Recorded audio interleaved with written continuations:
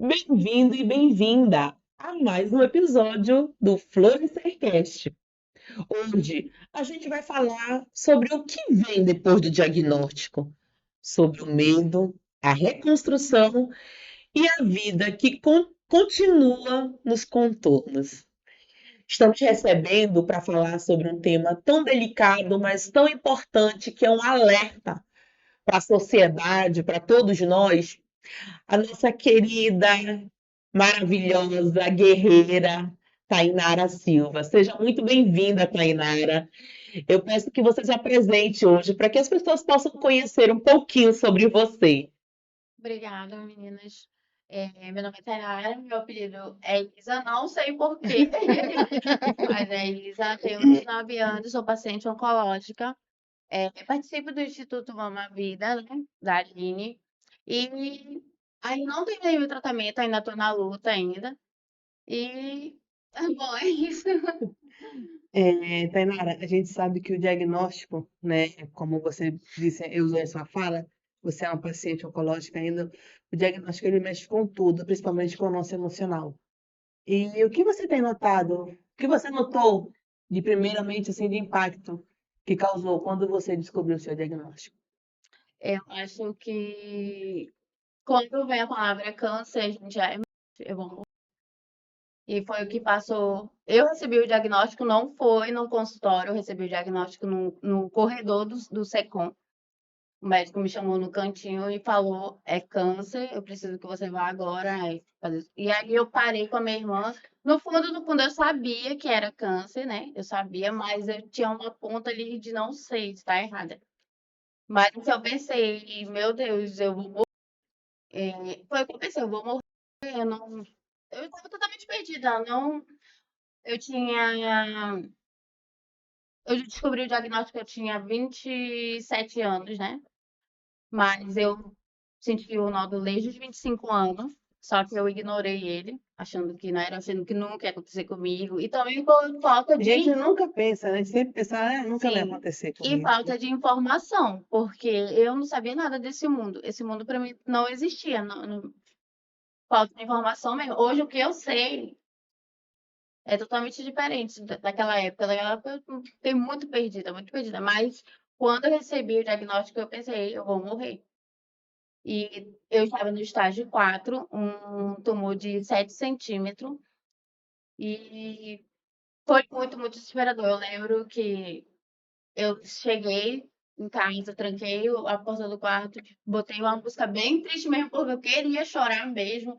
E aí eu passei a tarde todinha chorando ali, pensando o que eu ia fazer, como é que vai ser minha vida a partir de agora.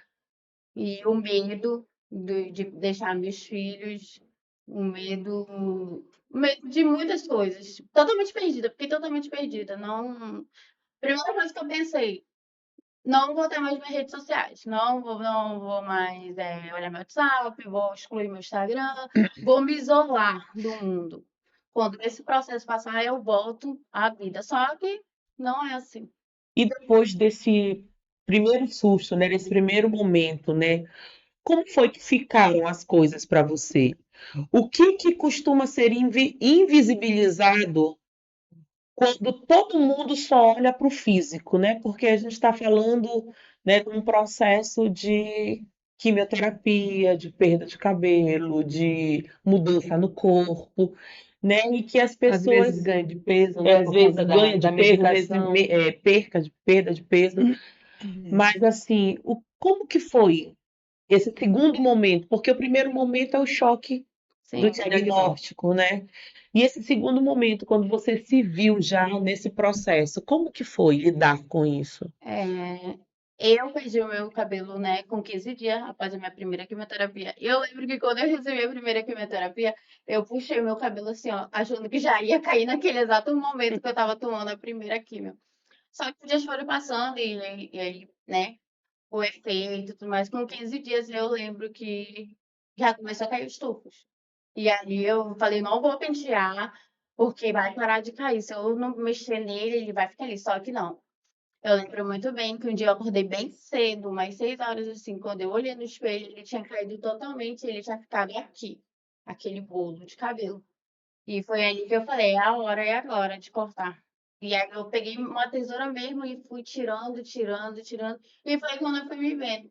E eu fiquei com muita vergonha mesmo. E eu não tinha lenço, eu não tinha nada. E aí foi quando eu ganhei alguns lenços do Band. E também depois eu nem, tipo, não tinha pensado na possibilidade da peruca. Só que aí eu comecei a pesquisar, eu fui vendo, peruca, e falei, não, opa, né, dá pra mim.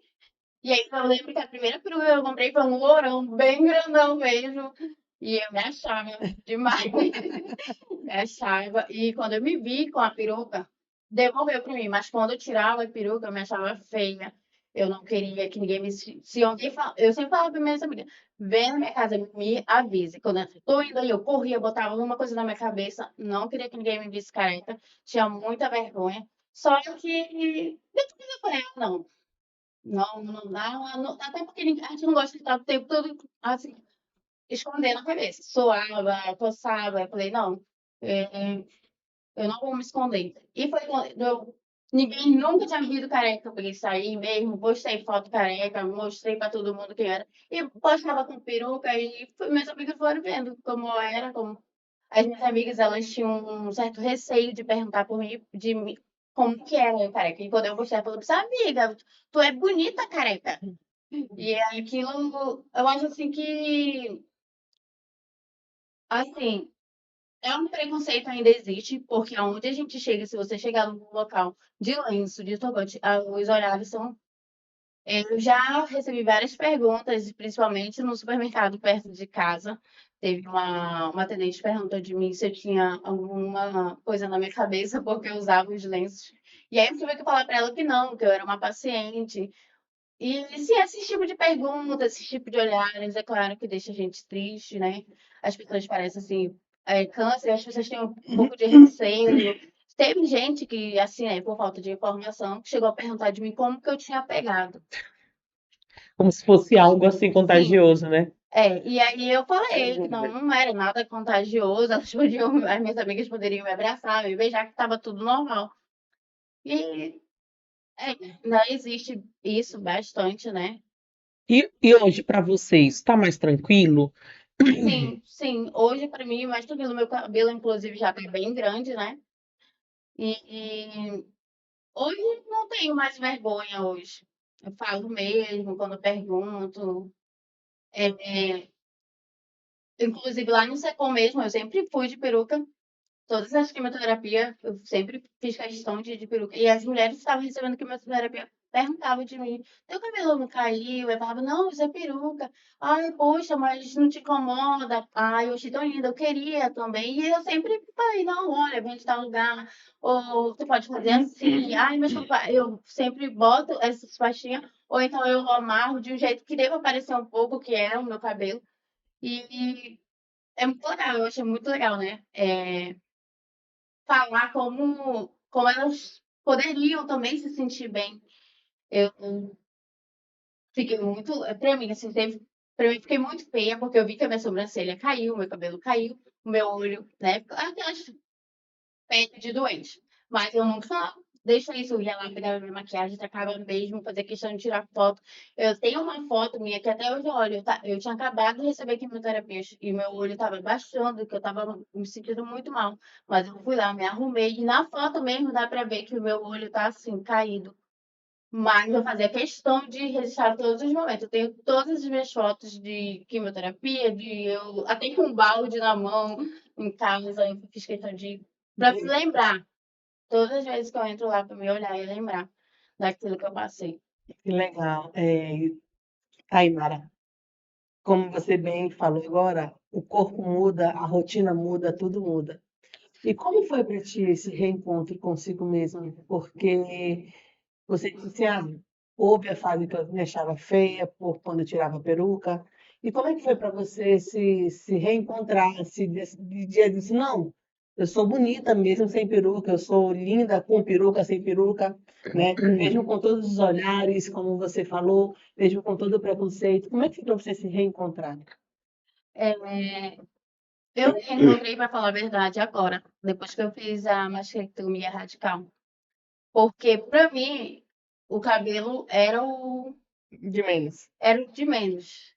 Mas assim, pra mim o cabelo tava. Poxa, dei um jeito aqui. Só que quando eu me olhei pela primeira vez, sem o meu seio, aí eu me vi assim, eu falei, eu tô deformada. Eu falei, foi a fala que eu falei pra minha filha, eu falei, eu tô deformada. E eu comecei a chorar muito, porque eu não conseguia colocar. Eu não, pra mim tava, não tava legal, não tava, tava desigual, tava um pequeno. E eu chorei muito, muito, muito nesse dia. E aí eu fui atrás, fui vendo como é que as outras faziam no vídeo. Eu vi uma ideia de que botavam um bojozinho. E aí foi a primeira coisa que eu fiz. Peguei um sutiã velho que eu tinha, fui botando um no outro, fui fazendo. E aí eu consegui. E aí eu me vi já com o espetinho. Eu falei, nossa, mas nem parece, né? Foi tirado um. Mas assim, no início, eu sofri muito assim, quando eu me olhei daquele jeito. Só que hoje eu tô, pra mim, eu tô super bem. Não, eu achei que a minha vida ia acabar, que eu ia ser menos mulher, que quem me querer agora só com o peito. É o que eu pensei, né? Como que eu vou entrar num relacionamento ou, sei lá, conhecer qualquer pessoa e falar assim, antes daquilo e falar, olha, eu tenho só um. Então eu fiquei muito assim pensando nisso, mas depois eu falei, não, se a gente chegar até aqui, bora encarar isso de outro jeito. Eu sempre fui muito positiva. Muito positiva. Até quando eu tava bem mal, assim, eu sempre fazia questão de pensar positivo. E foi isso que me reencontrou. Hoje eu não me sinto menos que ninguém, eu não me sinto menos mulher por isso, pelo contrário. Eu passei a ver a minha cicatriz como uma prova de que de tudo que eu passei, eu venci, eu acredito que eu venci. Ainda não terminei, claro, né? Ainda tem agora a etapa da radioterapia, mas eu creio que eu já venci. E eu quero olhar, eu não quero olhar para essa cicatriz aqui como uma coisa ruim, mas como uma coisa boa. Porque eu também não achei que eu tinha essa força toda. Eu não achei que eu tinha. Mas olhando para tudo agora, eu sei que eu consigo e tá tudo bem agora. E é engraçado que a gente só se percebe a força que tem quando a gente precisa dessa força de fato, né? Sim, Porque às vezes a gente se põe em pensamento, né? Em situações que a gente diz, não, se fosse eu passando por isso, não ia aguentar, não ia conseguir, não ia ter a mesma coragem, não ia ter a mesma força, não ia ter o mesmo discernimento. Mas as coisas elas fluem de uma forma que a gente nem espera, né? E muitas vezes, quando a gente se permite passar pelo processo, porque assim, esse é um processo que infelizmente você não tinha como mudar, né? O rumo desse processo. Você não tinha como dizer, não, eu não quero esse câncer, eu não tenho e pronto, não. O que você fez? Você teve choque e você optou por cuidar. O que você podia fazer naquele momento era cuidar, cuidar de você.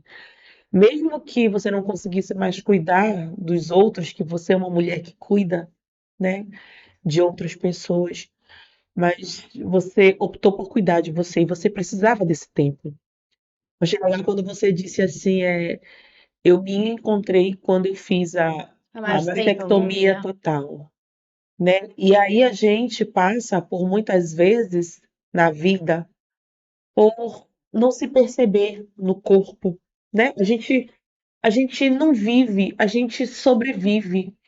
E quando vem algumas situações como essa, como um diagnóstico para gente, a vida da gente parece que muda, né? O sentido, o que era importante antes, Sim. deixa de ter importância, e aquilo que a gente quase não dava valor é o que é mais importante, né? Às vezes o acordar, às vezes o andar, o conseguir comer, pequenas coisas que a gente faz no automático passam a ter uma importância muito grande.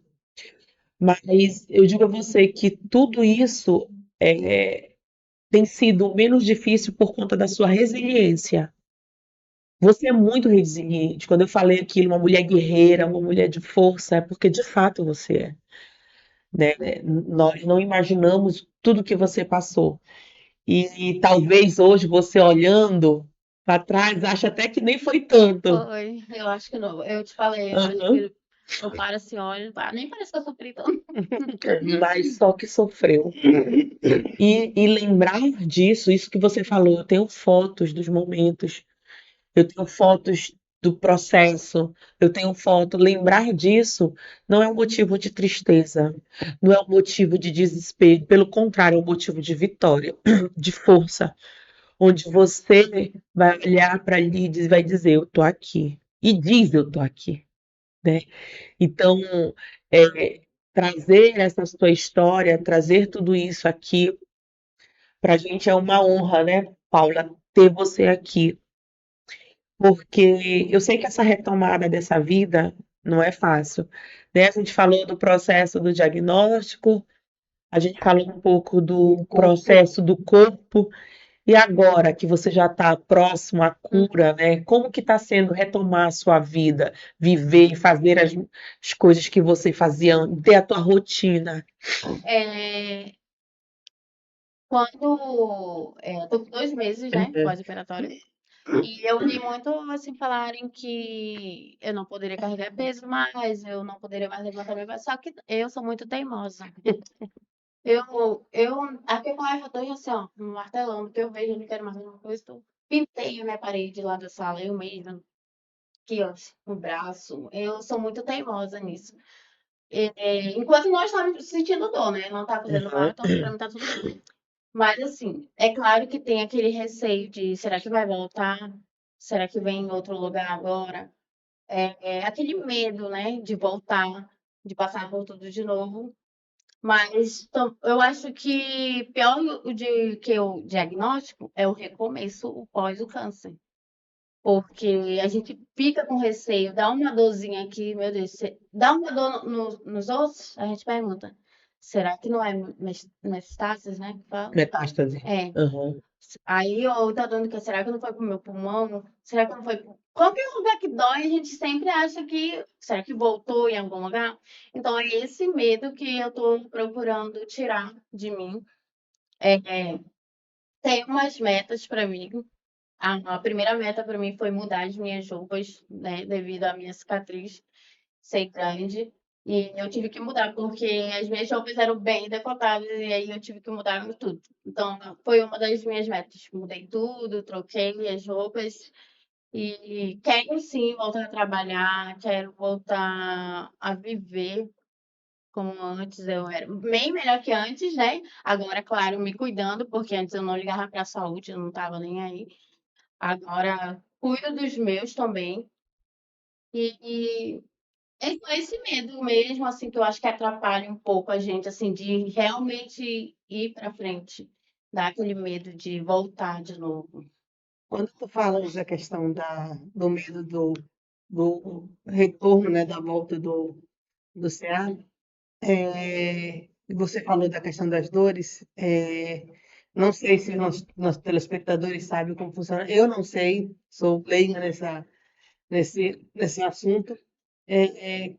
Como é que foi? O que que você sentia que você depois conseguiu observar? Já que você já falou agora, quando dá dor em algum lugar, eu já fico preocupada. Você sentia dores no seio, fora o Não, nódulo?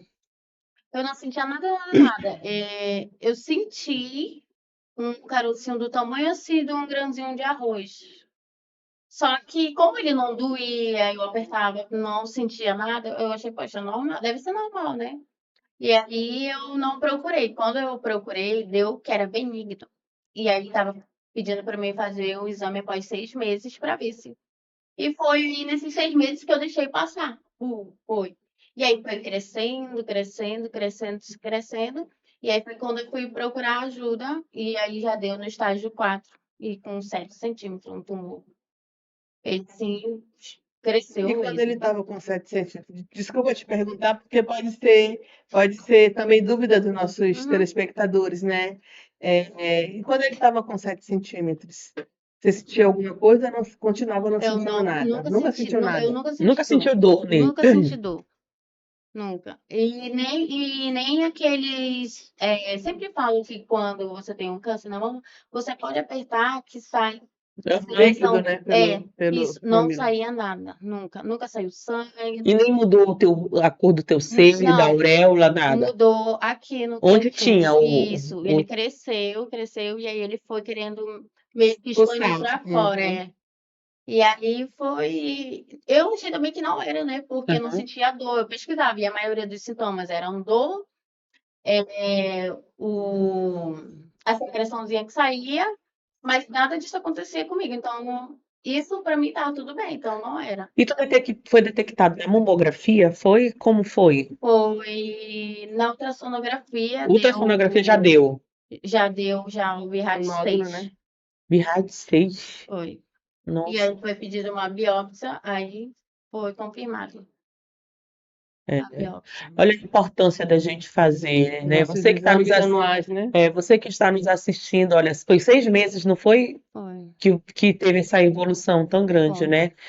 Então, olha a importância, né, que a gente traz aqui a Tainara, a Isa, a querida Isa, para esse alerta, né?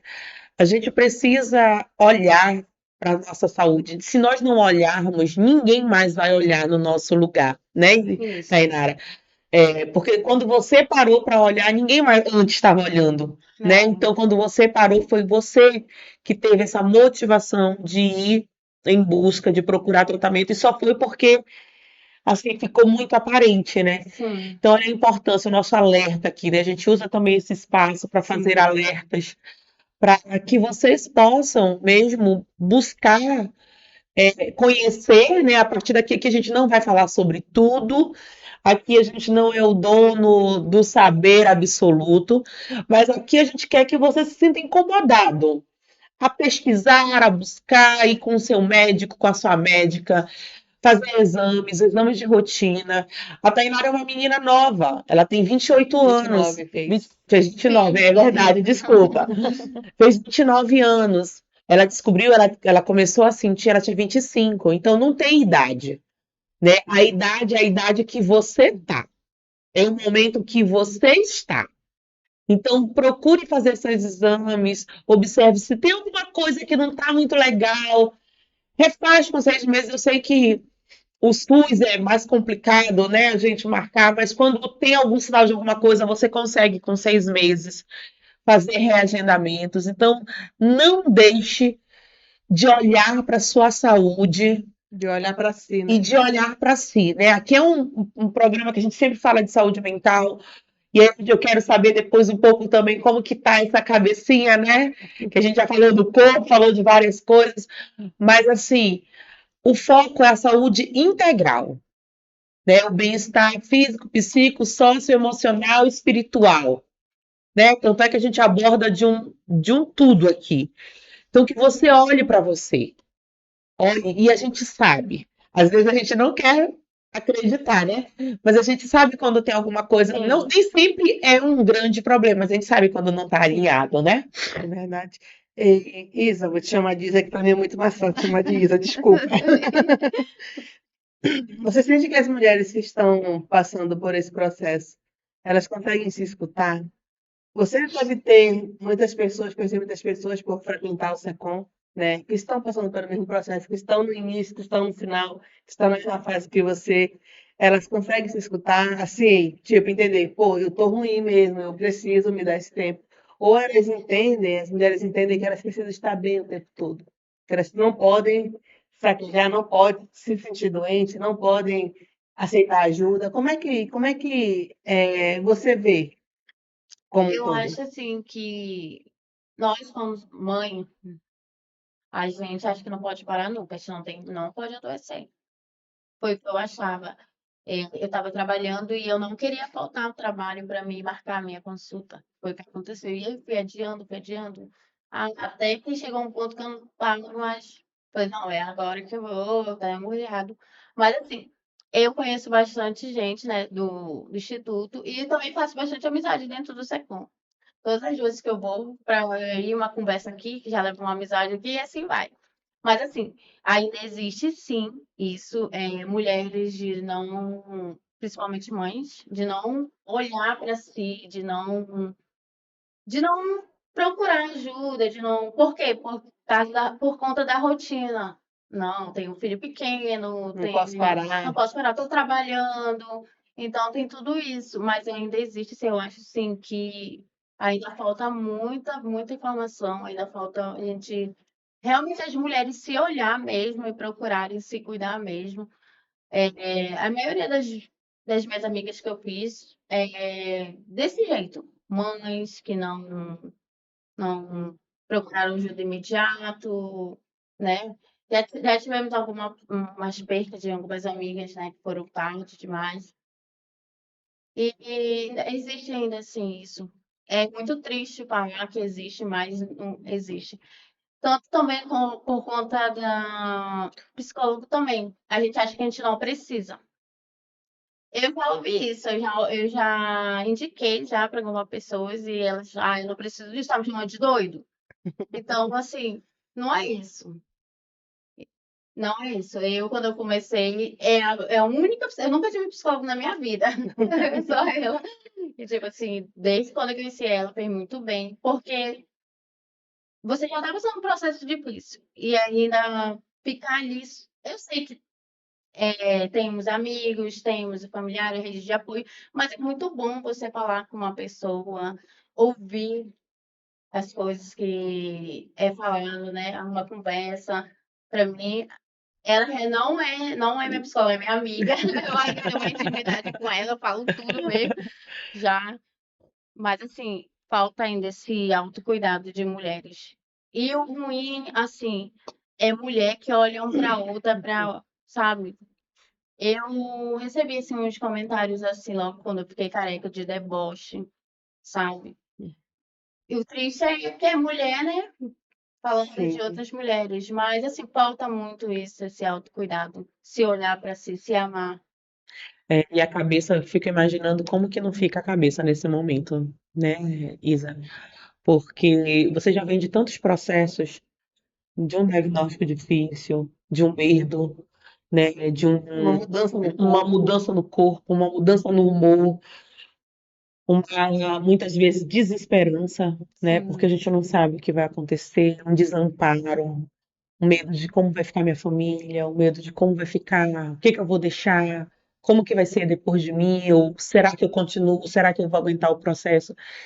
E ainda ter que enfrentar todo um preconceito, né? Uma maldade, mesmo a maldade humana, né? Porque eu acho que, né, eu acho que é até pior que o próprio preconceito, né? Acho que é uma crueldade, porque uma pessoa que já está passando por vários processos e além disso, né? O diagnóstico, a doença, ele é um processo da vida, né? Você tem filhos, como você falou, você tem parentes, tem marido, tem, enfim, várias pessoas. E dentro de todo esse processo ainda tem os problemas que acontecem na vida de todo mundo, porque a vida da Não gente, para, ela né? não para. Além Os por causa do problemas não diagnóstico. param para a gente resolver um, né? As coisas vão acontecendo simultaneamente, a gente tem que estar dando conta não, mas a gente tem que estar lidando com tudo isso, né?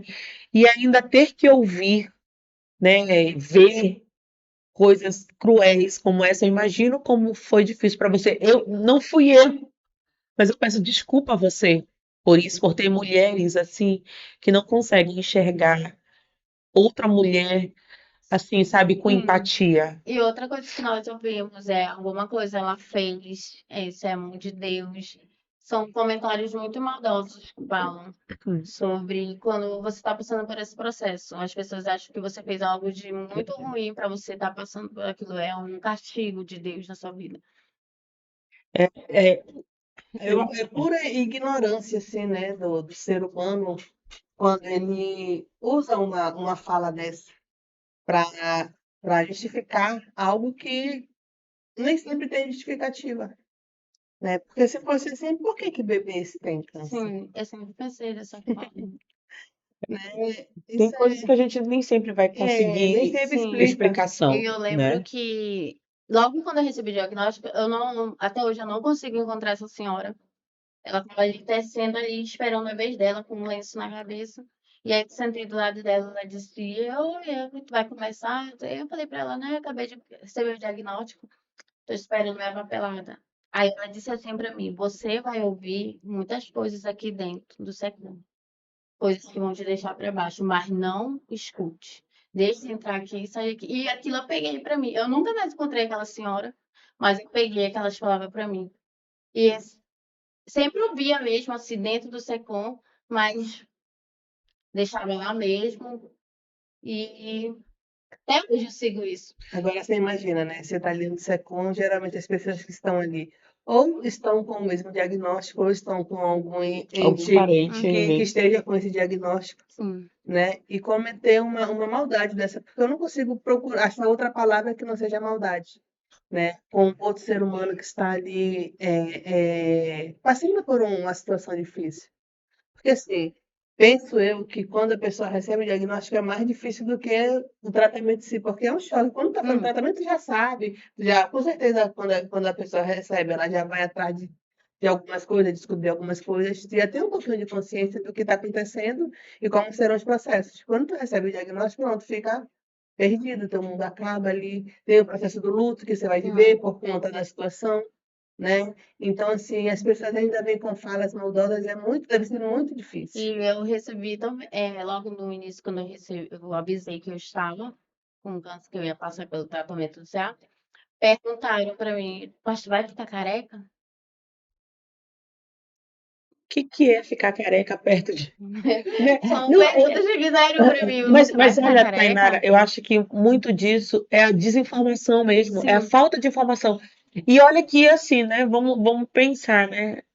Não é a falta de informação no mundo, é a falta de você buscar informação. sim. Porque, caramba, o celular tá aqui. Aqui você tem um mundo na sua mão. Um mundo. Se você não sabe. Gente, você não sabe o que ficar lá. Fica calado. Fica calado, gente. Seja poeta. Seja poeta, fique calado. Não perca a oportunidade de ficar calado, gente. Porque você não sabe o quanto que você pode machucar uma pessoa. Às vezes é uma fala que para você é tão naturalizada, é tão simples, tão. Desculpa a palavra, mas tão besta.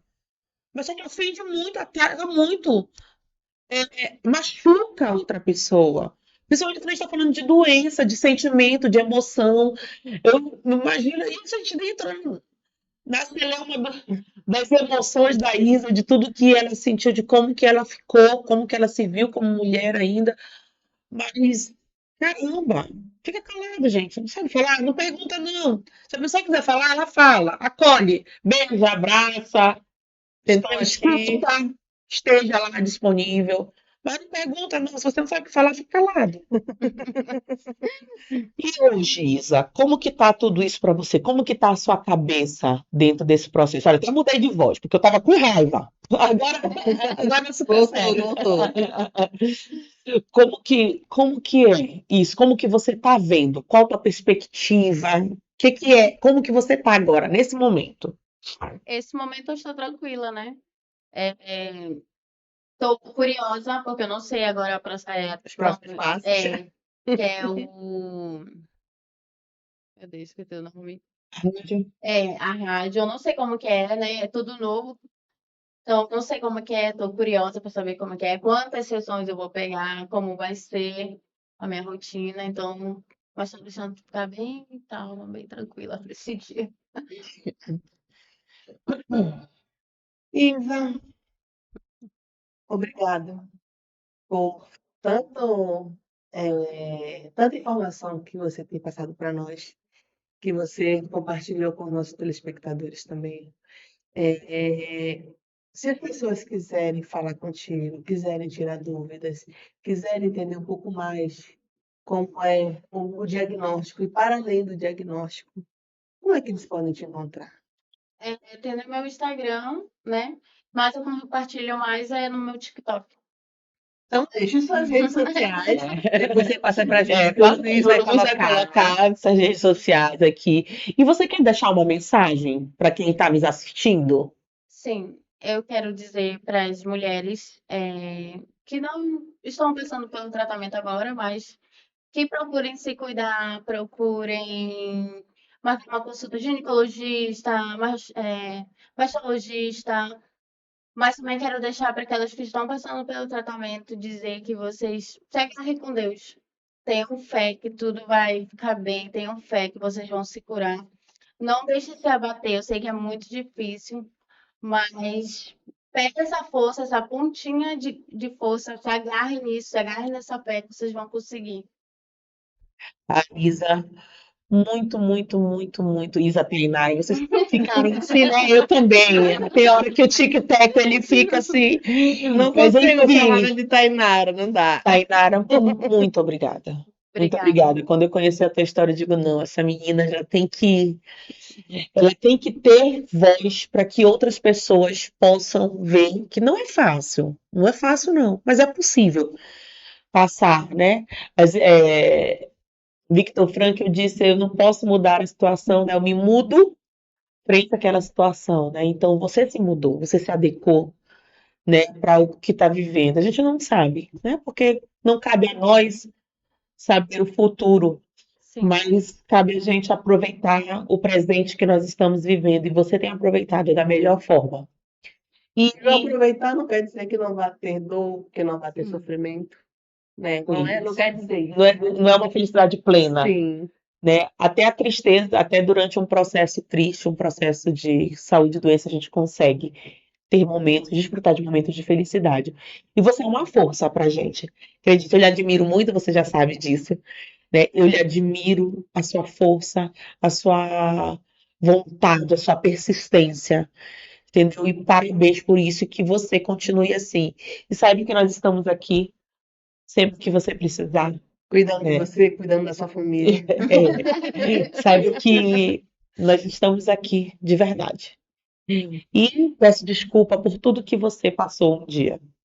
Sei que nós não temos Obrigada. culpa, mas eu me coloco nesse lugar. Obrigada, Paula. Você, assim, eu já te falei, você foi um anjo na vida da Heloísa. E um anjo mesmo, não tem como falar. Você foi um anjo. Nós te amamos. A Heloísa te ama. vai fazer chorar, não A Heloísa te ama. O dia, eu já falei, o dia mais feliz dela é o dia que ela vai encontrar a Paula. Ela chegou pra mim um dia desse manhã, hoje foi a melhor sessão. Falei, porque a gente dançou. E, Luiz, você, pra mim, não é uma psicóloga, é uma amiga. Uma amiga que eu. Com você eu consigo falar. Quando a gente tem a nossa sessão, eu consigo falar o que realmente eu tô sentindo, o que realmente está acontecendo. Coisas que eu não contei, acho que pra ninguém eu consegui falar pra você, porque eu vejo você assim, uma amiga, uma confidente. E dizer muito obrigada e me desculpem qualquer coisa, é a primeira vez. Eu tô nervosa, eu tô meio perdida, mas. Foi tudo maravilhoso. Gente, vocês acham que ela precisa pedir desculpa? Uma mulher dessa, uma comunicadora nata, ela precisa disso? Gente, a gente está aprendendo, todas nós estamos aprendendo, mas obrigada. Sim. Obrigada. Saiba que, assim, a conexão que nós tivemos, ela realmente, tanto a gente, né, eu com você, a Paula, com a sua a filha, Heloísa. com a Heloísa, faz parte desse processo, sabe? Saúde, doença, e essa saúde integral, sabe? Nós, enquanto psicólogos, nós sentimos que o nosso trabalho, ele é bem feito quando a gente consegue ter a confiança do nosso paciente, Sim. porque a gente sabe que é uma via de mão dupla. Nós, enquanto psicólogos, nós somos 10% do tratamento, Ou menos, né? ou menos até. 90% são vocês. E se tem dado certo, é porque vocês optaram em segurar a mão de vocês e reconhecem que precisam caminhar. Entende? Então, aqui nós não é nos desmerecendo, mas é de fato reconhecendo o nosso valor, que nós só somos instrumentos. O principal é você. E obrigada por isso. A Paula, vou fugir. Vou fugir. Elô, beijo também. Vou fugir, né, Luiz? Olha, eu nunca vi, gente. Eu nunca vi. Primeiro programa já do No ano. primeiro programa do ano, a pessoa já tá chorando. Eu nunca vi essa pessoa chorar tanto quanto eu vejo aqui nesse podcast. Bom, parece que foi assim uma Mas é certeiro. Nunca vi a pessoa chorar tanto quanto ela chora aqui.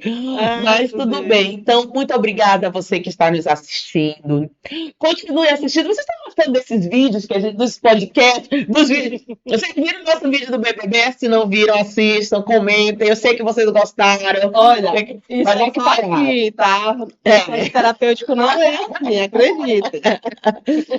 E se você gostou desse episódio, se você tem sugestão, né, de tema, curiosidade, alguma coisa, o que a gente pode conversar, escreve aqui pra gente, manda nas nossas redes sociais, FlorescerCast, não, Florescer com Sentido, né, no Instagram. Então, manda pra gente, ou então o Instagram da Paula, que é psicóloga Paula Lima, é? Paula Lima? Como é, mana? O meu é Grace Kelly Araújo, pronto. E o dela vocês procuram. Mas se vocês gostaram, entendeu? Curta, compartilha, comenta, manda pro vizinho, manda pra todo mundo, porque esse é um assunto importante, gente. A gente só traz de coisa importante aqui. E muito obrigada. E nós aguardamos vocês no próximo episódio. Então, vem florescer com a gente.